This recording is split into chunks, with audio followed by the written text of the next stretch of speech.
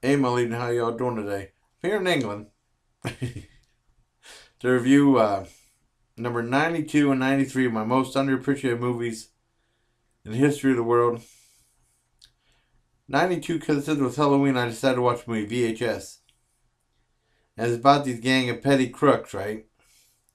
And they go to this house and they're supposed to bring back this one tape. And they find the guy dead, right, in this house.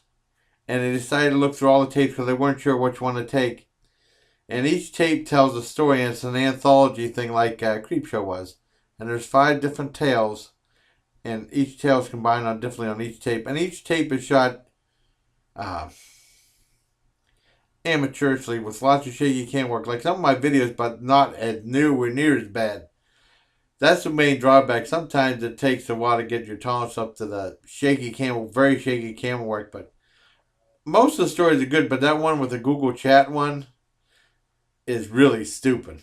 That one's stupid, but the rest of the stories are pretty decent. My dad hated the movie, but I liked the movie for the most part. I enjoyed it. I'd give it a 7.5 out of 10. I didn't think it was a bad show. Now the other one I saw was Walking Tall: The Final Chapter. If you remember my Diet Snapple video review that had the Diet Snapple and Walking Tall 2, I think it was. I was talking about Walking Tall: The Final Chapter, and it was not on Netflix. Well, thankfully, it's on YouTube.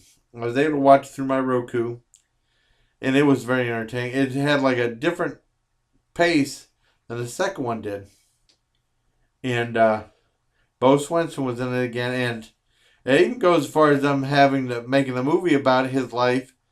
And but the ending is a heartbreaker. It's I cried a little bit at the ending. The ending was a 10. I don't want to give away anything away, but he's a giant. He's a sheriff. He carries a big stick. Like walk softly and carry a big stick, and he uses it to topple the bad guys. It's a very entertaining movie from 1977. Because everyone remembers the one with the Rock, pretty much. And then I think Kevin Sorbo did. I think he did one, but I heard he did two. Uh, I saw the trailer for one of them. It doesn't look anything like the other ones. I don't know if they're any good or not. I have not been able to find that except see that little trailer. That's all I've been able to see for the Kevin Sorbo ones.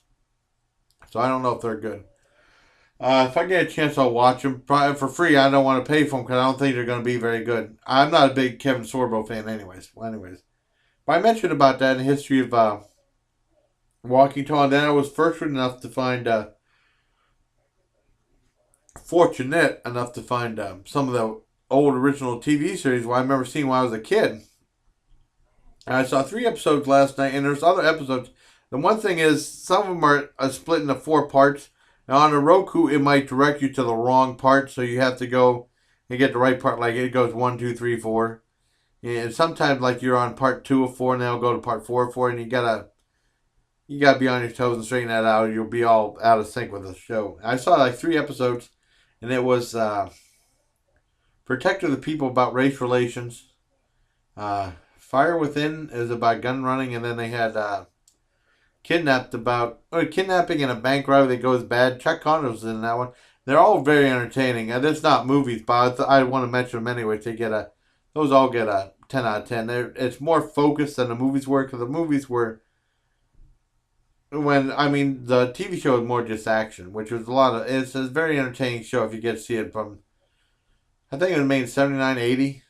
I thought it would be by the same guy, James Cannell or Stephen J. Cannell, who was responsible for shows like 118, but it wasn't. And I saw that, and then I finally saw a 2,000-year-old man tonight, actually, the cartoon. Because I've been hearing about the Mel Brooks, Carl Reiner classic skit for a long time. I never really heard it that much. And they had a cartoon they made on Media Home Entertainment when Media was still, before they went into bankruptcy in 91, 92, something like that. I remember my dad wanted to rent it a long time ago, and I said, Dad, it's only 24 minutes. And what I think that is the skit's only like 12 minutes long, right? And cartoon flushes it out to like 24 minutes. And it must have been a special on TV or something like that. And basically, it's just like the recording from the album to animated form, like Bluebird used to do with their children's cartoon. And then they just took it from a record and they just added the cartoon, or they visualized it, anyways. And I appreciate the cleverness of it, but it's just not funny. I didn't laugh once. It wasn't funny at all. I mean, it's a classic cartoon, classic comedy skit, but I didn't think it was funny. My dad fell asleep during it. I don't think he would have liked it anyways. Kind of glad we didn't rent it. We paid a lot of money for a full price movie for like a 24-minute short subject, which wasn't very good. I'm glad we didn't get it, but I'm glad I saw it because I've been wanting to see it. And it was okay, like a like 5 out of 10. It just wasn't funny, but I mean, it was clever enough in the writing and stuff like that. I give it credit for being a comedy classic, but it just wasn't funny to me. Might be funny to some, but it wasn't funny to me. So there you have it. Basically, the reviews are for VHS and Walking Tall too. I got on a tangent on a TV show on the 2,000-year-old man, but there you have it. On November 2nd, and clock's about ready to go back an hour.